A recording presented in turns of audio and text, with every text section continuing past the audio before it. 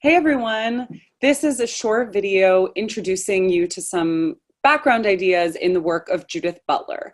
Butler is one of those figures who's really at the heart of gender theory for a variety of different disciplines, including philosophy, but not limited to philosophy, and whose work is also really applied and brought up in many cases outside of academic contexts.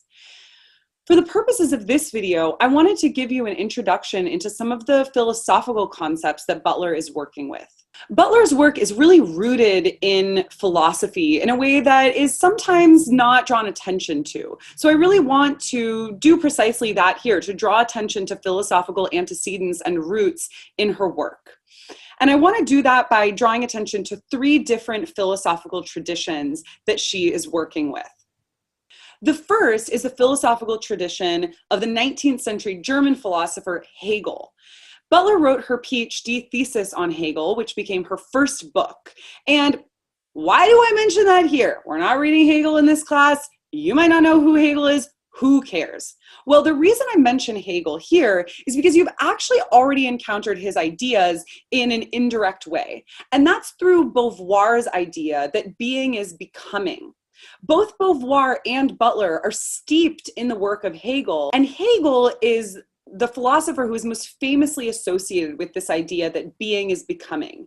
Hegel asserts that being develops historically, so there's no essential human essence to who we are, but rather our human condition is coded and shaped by the historical circumstances in which we live. Being comes about through a process of becoming.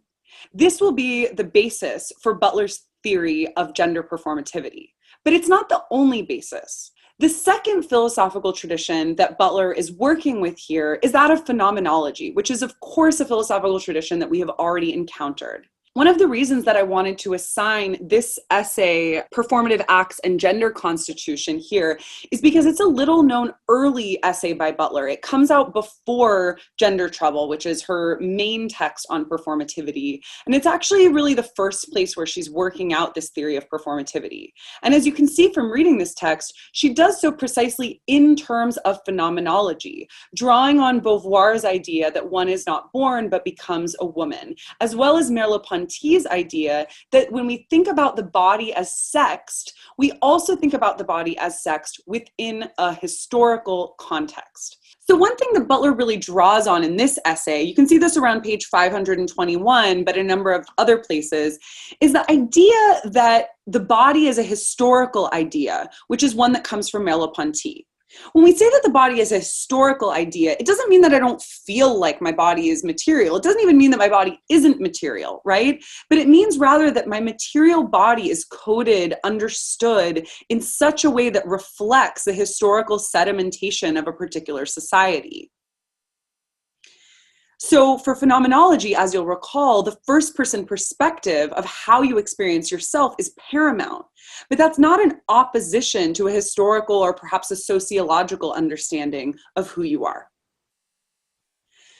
The third philosophical tradition to mention in the context of Butler's conception of performativity is speech-act theory.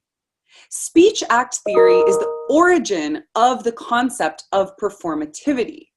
And Butler's incredible intervention here is into the idea that we can apply insights from speech act theory to gender. And that's a really surprising and super influential move to make. Now, speech act theory comes out of a 20th century tradition of Anglo-European philosophy of language. Sounds boring as heck, right? Well, it's actually pretty interesting here because speech act theory, and in particular the work of one theorist, J.L. Austin, divides common statements into two different categories: constatives and performatives. A constative speech act is what we do most of the time. These are declarations, statements of fact. So if I say it's raining outside, that is a constative. So most of what we do on a day-to-day basis is wrapped up in this particular kind of speech act. Constative speech acts echo existing states of affairs. They talk about what is the case already, and they just designate it or express it.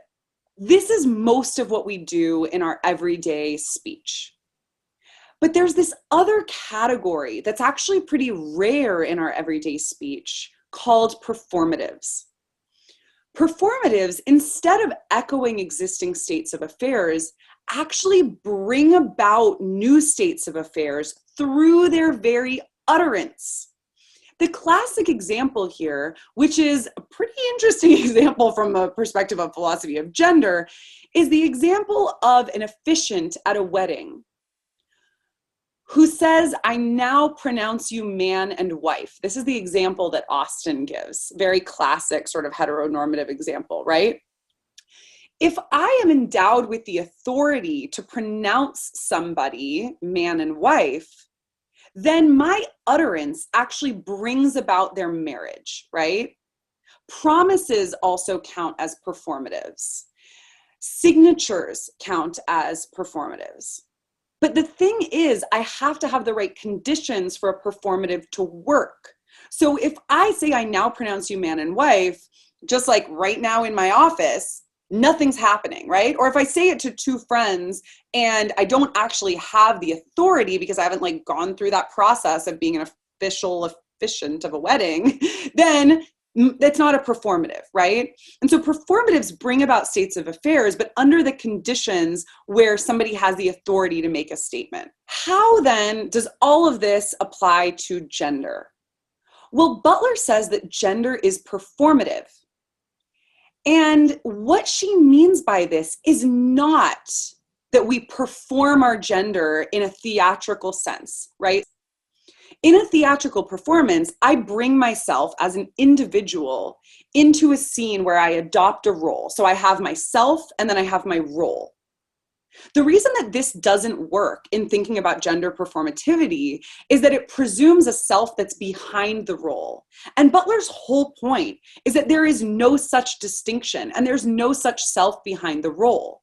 When we're thinking about gender as performative, we have to think about it with this background of the theory of speech acts. Because what's happening in gender performativity is that I am bringing about the reality of gender by uttering my gender.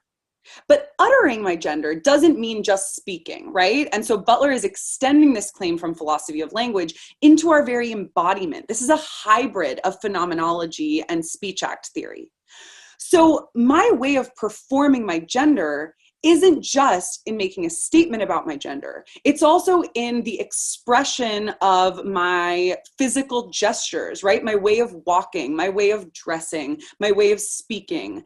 All of these types of things and more, the way that I'm attributed as being a woman by others. For Butler, it's not that the theatrical model of performance is entirely wrong. It's just that the way we usually think about it is wrong. So for instance, if I take a conception of theatrical performance that doesn't presume a self that just adopts a role, and I have a more integrated sense of the way that the actor and role are a single unit, then that actually is pretty close to what Butler means by performativity.